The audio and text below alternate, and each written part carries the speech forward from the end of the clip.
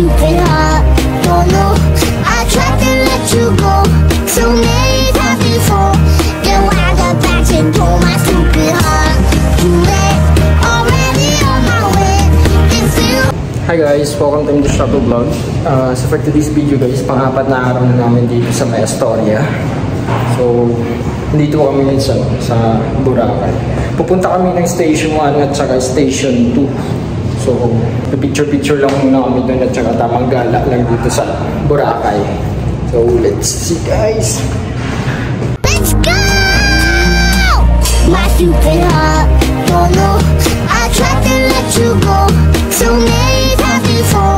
Then when I got back and told my stupid heart. Hi guys, welcome to the Struggle Vlog. So for today's video guys, nandito na tayo sa Station 1. Ganun pa rin, malakas yung hangin dahil sa habagat. And maraming tao. Kahit na malakas yung alon, marami pa rin tao na hanap. Sa likuran ng daming nag-aaw. Station 1. Pang-apat na araw na namin dito guys. Then bukas, off to Manila na tayo. Daming kainan.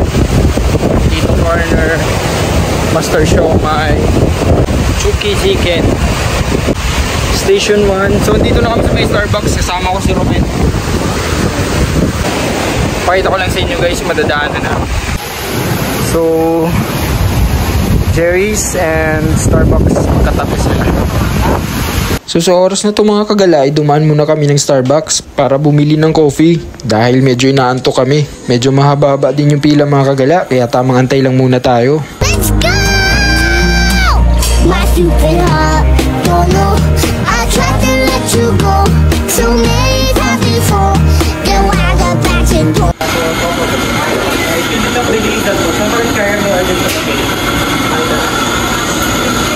So nag-order na rin ako ng pancake mga kagala na may toppings na caramel sa ibabaw. So tamang selfie-selfie lang muna ako dito mga kagala. Hi guys! So katatapos lang namin mag Starbucks with Ruben. Pupunta kami dito sa Mayguro. Actually high tide siya ngayon, di katulad kahapon mga 5 PM. Low tide siya. So doon hanggang doon yung walang tubig. Ngayon medyo mataas yung tubig, nasa Dalampasigan talaga siya, malapit sa mga puno. Lakad-lakad lang. Pagkatapos pala namin dito guys, ay pupunta na kami sa activities namin, which is yun yung last namin na activities, ang ATV. Yan. So yun yung mga activities na last namin gagawin kasi itong araw na to, ito na yung last namin dito sa beach. Wait na, hindi makaalis. Yung kasi, mataas yung tubig, then yung sinelas ko is leather. Anid ko siyang barin. Kita ko lang.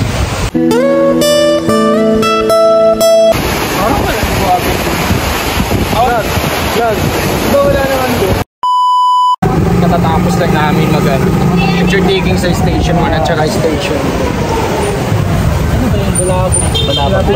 Balabog. So, nag-commute kami from Station 1, papunta kami ng Station 3. And yung pamasahe niya nasa 15 pesos lang. Nag-commute lang. 15 pesos lang from Station 1 to Station 3. Punta na kami ng Astoria. So, nakatawid na namin Balabog. Ha? Ayan, I love you. Berat. Ito natin yung table nila eh. Nandiyan. May McDo. May McDo din. Kakaisip ng lugar na to. Matatapos lang namin pag Station 1. Balik na kami ng Astoria. Hi guys! So, saglit lang para mga 5 minutes lang ata yung travel namin from Station 1. So, dito sa hotel namin sa Astoria. Naglalakad na kami papasok.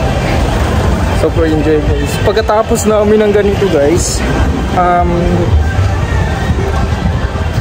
naman kami.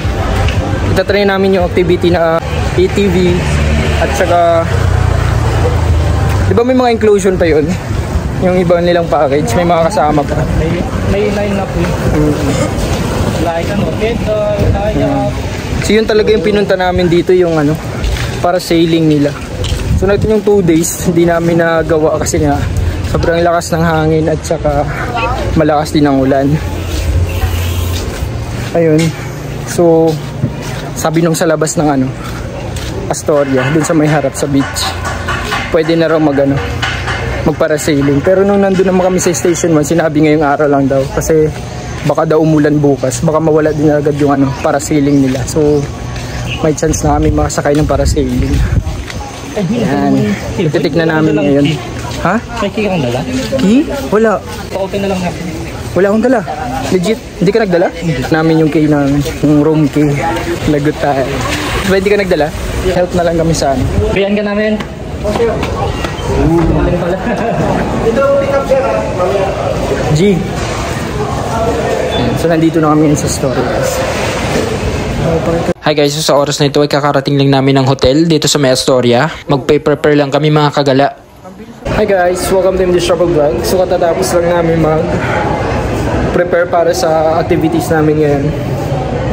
So sa video pala na to guys ay pupunta kami ng mainland. Pupunta kami ng mainland dito sa Boracay kasi itatry namin yung ATV. Yung ATV pala guys, nagkakahalaga siya ng 1.6 pero napakarami ng mga event activity yung magagamit nyo or matatry ninyo sa event na yun. So on the way na kami pa Bulabo guys. Kuya! Kaya tatawagan mo yun Ay, Ruben yung mamimit up namin doon. Let's go! My stupid heart don't know I tried to let you go so many times before. Then when I got back and told my stupid heart too late, already on my way. If you never flinch, I'll get that new cup and my stupid heart. Naan po? Larga ball.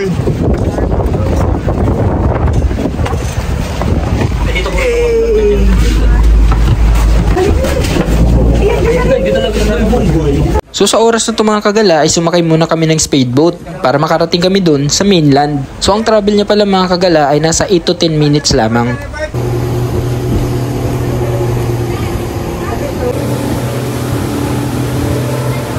So sa video na ito mga kagala ay napakalakas talaga ng hangin dahil meron tong habagat. So after a minute mga kagala ay nakarating na rin kami sa mainland. So pagdating ninyo dito sa mainland mga kagala ay meron din magsusundo sa inyo na van. Ito ang magdadala sa inyo sa area kung saan nakalocation ang ATV. Hey guys, so kakarating lang namin ng land area dito sa Boracay. Yung organizer na nakuha namin dito sa may ATV is Mega Parao Boracay. So papakita ko sa inyo guys, may pick up pa kami dito na van para sa So medyo hassle siya dahil marami siyang travel destination na bago makarating sa may ATV area.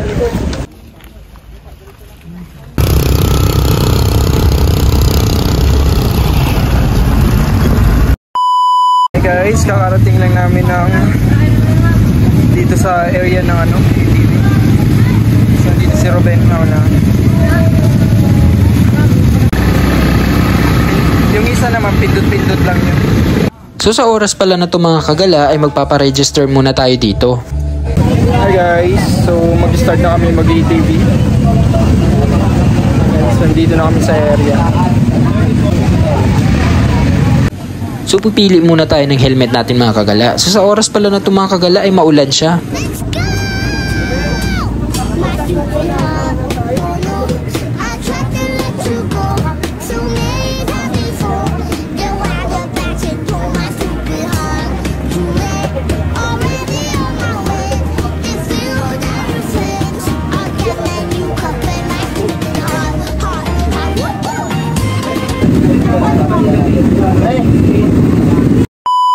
Let's go!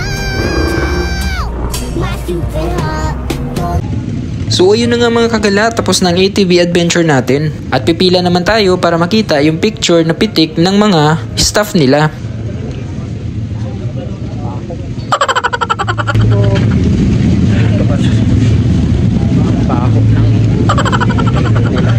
So So pagkatapos pala ng ITV ninyo mga kagala, dito yung makikita sa monitor na to yung mga picture na pitik sa inyo. Rain or shine tayo mga kagala. So hi guys, katatapos lang namin mag-ITV. Umuulan siya pero maganda yung ano niya kasi maputik. Then pag nadadaanan nyo yung obstacle ng ITV, maganda siya. So pabalik na kami ng cottage.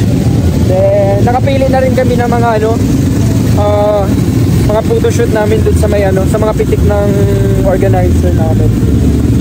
So ayan, marami pang activities ang gagawin dito. Papakita ko sa inyo guys kung yung ano yung mga activities na gagawin namin. So ipapakita ko lang sa inyo mga kagala yung mga inclusion na kasama sa package na binayaran namin. Nga ba sila ibang tour guide? That is live.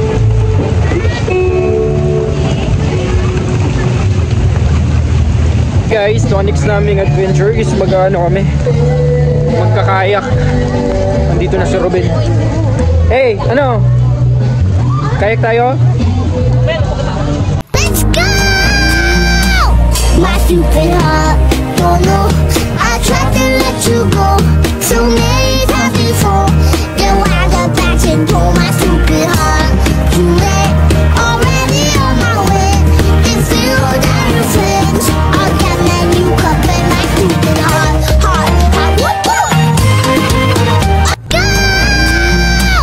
My stupid heart don't know I tried to let you go so many times before. Then when I got back and told my stupid heart too late, already on my way. It's zero down your friends. I'll get that. So pagkatapos namin mag-activity mga kagala ay kumain muna kami dahil nagutom yung mga lolo nyo.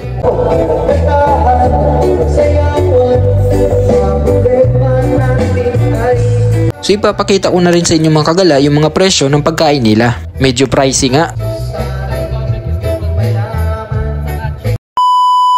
Hi guys, katatapos lang namin ATV at saka yung mga inclusion sa mga event na to. Ayan. Ha? Pauwi na kami. Pabalik na kami ng Boracay Station. At sa oras na ito mga kagala ay pabalik na kami ng Boracay Station at sasakay kami ulit ng speedboat. At sa oras na ito mga kagala ay iba yung way na dadaanan namin. So ang pinagdaungan namin mga kagala ay nasa Boracay Port dahil sobrang low tide dun sa may Balabag.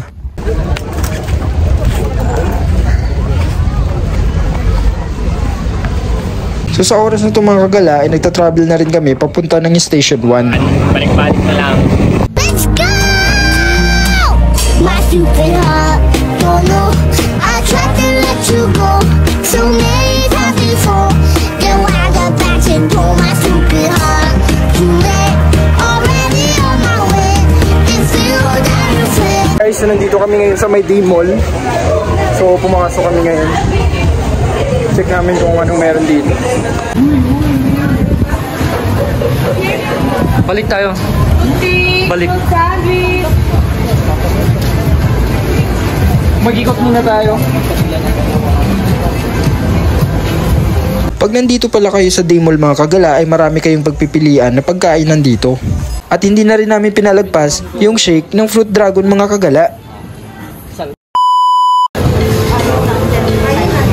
So maggagabi na rin mga kagala kaya dumaan na lang muna kami dito sa Henan Hotel. At dito na rin kami magdi-dinner mga kagala at mukhang masasarap yung mga pagkain na hinahanda nila dito. At hindi nga kami nagkamali sa pagpasok mga kagala dahil napakasarap ng mga food na nakadisplay dito. Meron lang naman silang Japanese station at sa hilera pala na ito mga kagala ay dito nakapwesto ang iba't ibang uri ng sushi. Actually mga kagala hindi talaga ako fan ng sushi. Pero dahil sa iba-ibang kulay nito ay napakuha na lang din ako. At hindi rin magpapahuli ang mga pastry nila mga kagala. So sa area na ito mga kagala, dito nyo makikita ang mga pizza. Sa sobrang dami talagang pagkain mga kagala ay mahihilo ka talaga kung anong unahin mo. So sa buffet pala na ito mga kagala ay nasa 900 pesos lamang. At sobrang dami ng pagpipilian. At hindi rin magpapahuli ang mga chef nila na ang gagaling sumayaw.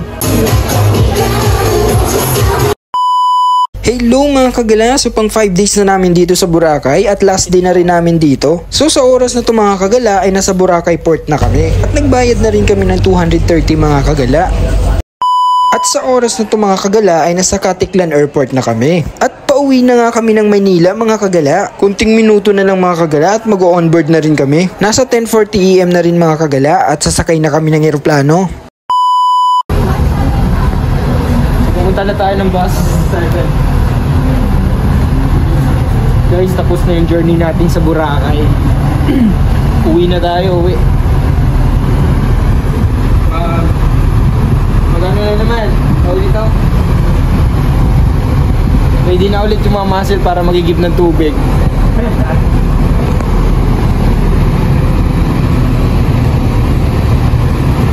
Hanggang dito na lang tayong mga kagala. Maraming salamat sa panonood.